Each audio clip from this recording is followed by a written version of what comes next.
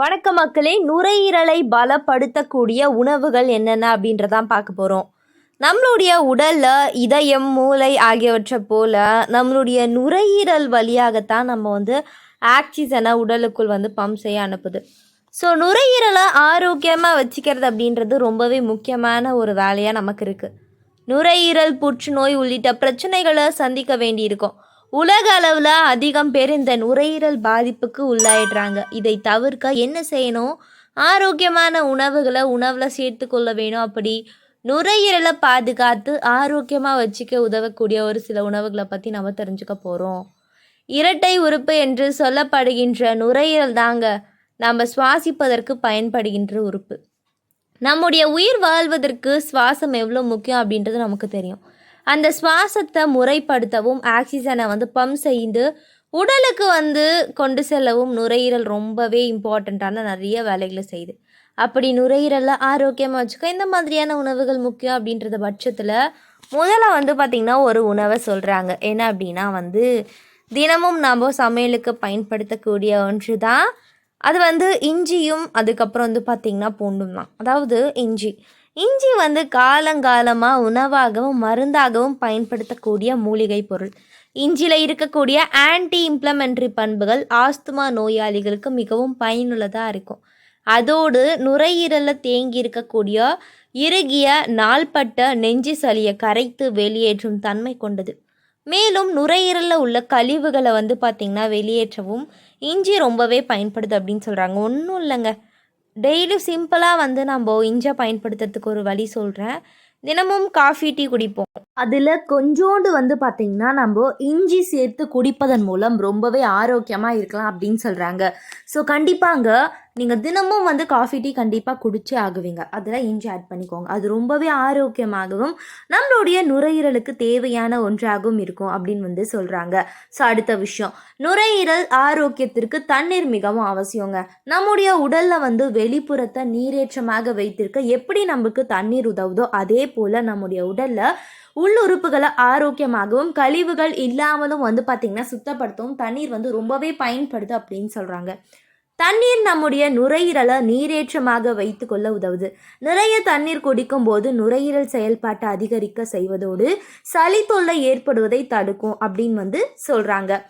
மாதுளை பழத்தில் இருக்கக்கூடிய அதிகப்படியான ஆன்டி ஆக்சிடென்ட்கள் மற்றும் பிற ஊட்டச்சக்திகள் மூச்சுக்குழாய் தொடர்பான பிரச்சனைகள் ஆகியவற்றை சரி செய்ய உதவுது. குறிப்பாக ஆஸ்துமா மற்றும் நுரையீரல் அலர்ஜி உள்ளவர்கள் மாதுளை பழத்தை எடுத்துக்கொள்வது மிகவும் நல்லது.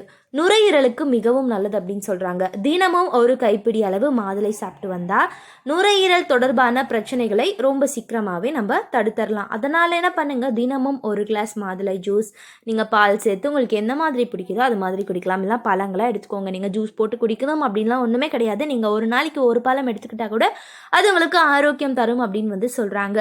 ஸோ அடுத்த விஷயம் பார்த்திங்கன்னா காலங்காலமாகவே நம்மளுடைய உடலுக்கு ஆன்டி ஆக்சிடென்ட் ஆன்டிபயாட்டிக் பண்புகள் எல்லாம் கொண்டிருக்கக்கூடிய மஞ்சள் பாக்டீரியல் மற்றும் ஆன்டி வைரஸ் பண்புகள் அதிகம் கொண்டிருக்கு. அதோடு மஞ்சளில் இருக்கக்கூடிய குர்குமின் ஆகியவை நுரையீரல் சம்பந்தப்பட்ட நோய்கள் வராமல் தடுக்க உதவுது. அதனால் சளி போன்ற மூச்சு குழாய் மற்றும் நுரையீரல் சம்மந்தப்பட்ட பிரச்சனை இருக்கும்போது நீராவி பிடித்தல் நம்மளுடைய முன்னோர்கள் மஞ்சள் சேர்த்து கொண்டாங்க. நம்மளுடைய மாத்திரை வாங்கி நம்ம பயன்படுத்துறதை விட இந்த மாதிரி வைரஸ் தொற்றுகளுக்கு ஆன்டிபயாட்டிக் நிறைந்த ஒரு மஞ்சளை நாம் தினமும் பயன்படுத்தும் போது ரொம்பவே நல்லது. ஸோ மஞ்சள் சேர்த்து நீராவி பிடித்தல், மஞ்சளை தினசரி உணவில் சேர்த்து கொள்தல் போன்றவையெல்லாம் நல்லது. இப்போ மசாலா ஐட்டம் நம்ம போடுறோம், மிளகாத்தூள் தான் போடுறோன்னா அது கூட கொஞ்சம் மஞ்சள் தூள் ஆட் பண்ணிக்கோங்க. அதுக்கப்புறம் பால் குடிக்கும்போது அதில் பார்த்திங்கன்னா மஞ்சள் போட்டு குடிங்க. இதெல்லாம் ரொம்பவே நல்லது அப்படின்னு சொல்கிறாங்க. ஸோ அடுத்த விஷயம், நுரையீரலை பாதுகாக்க அப்படின்னா மஞ்சள் பூசணிக்காயில் கேரட்டை போலவே அதிக அளவிலான பீட்டா கரோட்டின் லூட்டின் போன்ற நுண்ணூட்ட சக்திகள் அடங்கியிருக்கு. அதோடு மட்டும் கிடையாது, இதில் இருக்கக்கூடிய ஆன்டி ஆக்சிடென்ட் மற்றும் ஆன்டி இம்ப்ளமெண்ட்ரி பண்புகள் நுரையீரலை பாதுகாப்பதோடு நுரையீரலில் ஏற்படக்கூடிய தொற்றுகளை எதிர்த்து போராடக்கூடிய தன்மை இதற்கு அதிகமாகவே இருக்குது அப்படின்னு சொல்கிறாங்க. அதனால் ரொம்பவே ஆரோக்கியமாக இருக்கணும் அப்படின்னு சொன்னாக்க நீங்கள் இந்த ஒரு மஞ்சள் பூசணிக்காயை சாப்பிட்லாம். ஸோ பூசணிக்காயே வெண்பூசணி, மஞ்சள் பூசணி, இந்த மாதிரி நிறைய பூசணிக்காய்கள்லாம் இருக்குது. இதெல்லாம் வந்து ரொம்ப ஆரோக்கியமாக இருக்க நீங்கள் வந்து எடுத்துக்கொள்ளக்கூடிய ஒரு விஷயங்கள் அப்படின்னு வந்து சொல்கிறாங்க. ஸோ அடுத்த விஷயம் பூண்டில் அல்லிசின் என்னும் பண்புகள் அதிகமாக இருக்குது. இது மூச்சுக்குழாய் சம்பந்தப்பட்ட பிரச்சனைகளை சரி செய்வதோடு மூச்சு திணறல் போன்ற பிரச்சனைகளை சரி செய்ய உதவுது. பூண்டில் இருக்கக்கூடிய ஆன்டி இம்ப்ளமெண்ட்ரி பண்புகள் ஆஸ்துமாவை எதிர்த்து போராடுவதோடு அதற்கு சிறந்த மருந்தாகவும் செயல்படுது அப்படின்னு வந்து சொல்கிறாங்க. ஸோ கண்டிப்பாக நீங்கள் எடுத்துக்கலாம். குடைமிளகாய் வைட்டமின் சி நுரையீரலில் வந்து பார்த்திங்கன்னா பாதுகாப்பாகவும் நோய் எதிர்ப்பு ஆற்றலை அதிகரிக்கவும் உதவி செய்வது அப்படின்றது நமக்கு தெரியும். இந்த வைட்டமின் சி குடைமிளகாயில் மிக அதிக அளவில் இருக்குது. இது நுரையீரல் சேதத்தை தடுக்க உதவுது. அது மட்டும் கிடையாது, குடை மிளகாயில் இருக்கக்கூடிய மிக முக்கியமான கரோட்டினாய்டுகள் நுரையீரலை ரொம்பவே வந்து ஆரோக்கியமாக பாதுகாத்துக்குது அப்படின்னு சொல்கிறாங்க. அதனால உங்களுடைய நுரையீரலுக்கு தேவையான ஒவ்வொரு விஷயங்களும் தினந்தோறும் பார்த்து எடுத்துக்கோங்க. குடை மிளகாய் வந்து ரொம்ப கலராக இருக்கும், பார்க்கவே அட்ராக்ட் பண்ணும். இந்த ஒரு குடைமிளகாய் தான் நம்மளுடைய நுரையீரலையும் ரொம்ப ஆரோக்கியமாக வச்சுக்க பயன்படுது அப்படின்னு வந்து சொல்கிறாங்க. ஸோ மக்களே, தினந்தோறும் நாம் எடுத்துக்கொள்ளக்கூடிய ஒரு சின்ன விஷயங்கள் தான் அது நமக்கு ஆரோக்கியத்தை தரும் அப்படின்னு சொல்கிறாங்க. இந்த ஒரு அல்லிசின் நிறைந்த பூண்டுகளை நீங்கள் பச்சையாக சாப்பிட்லாம், இல்லைனா வறுத்து சாப்பிட்லாம், பொடி செய்து சாப்பிட்லாம், ஊறுகாயாக பயன்படுத்தலாம். இது எல்லாமே நம்மளுடைய நுரையீரலுக்கு ரொம்ப வந்து ஒரு நல்ல விஷயமா, நல்ல ஆரோக்கியம் தரக்கூடிய ஒரு விஷயமா இருக்கும். அதுக்கப்புறம் ஆப்பிளில் எந்த மாதிரியான சக்திகள் இருக்குதுன்னு பார்த்தீங்கன்னா வந்து ஒரு வைட்டமின்கள் நிறைந்தது அப்படின்னு சொன்னால் ஆப்பிள் வந்து ரொம்பவே நல்லது அப்படின்னு சொல்கிறாங்க. ஸோ வந்து தினமும் ஒரு ஆப்பிள் சாப்பிட்டா மருத்துவரை சந்திக்க வேண்டிய அவசியமே கிடையாதாங்க. காலங்காலமாக இதை சொல்வதை நம்ம கேள்விப்பட்டிருப்போம். அது உண்மைதாங்க. குறிப்பாக வந்து எல்லாருமே வந்து சாப்பிடக்கூடிய ஒரு பழம். இதில் நார் சத்து அதிகம், அதே சமயம் மிக மிக குறைந்த கலோரியும் அதிக நார் சத்துகளும் கொண்ட பழம் ஆப்பிள் தான். தினமும் ஆப்பிள் சாப்பிட்டு வருபவர்களுக்கு வந்து பார்த்திங்கன்னா நமக்கு வந்து ரொம்பவே வந்து டிசீஸ்லாம் பரவாது, நுரையீரல் சம்மந்தப்பட்ட பிரச்சனைகள் வராது அப்படின்னு வந்து ஆய்வுகள் முடிவுகளில் சொல்லியிருக்காங்க. ஸோ நீங்கள் இதை பயன்படுத்தலாம். நான் இந்த ஒரு பதிவில் சொன்னேன்.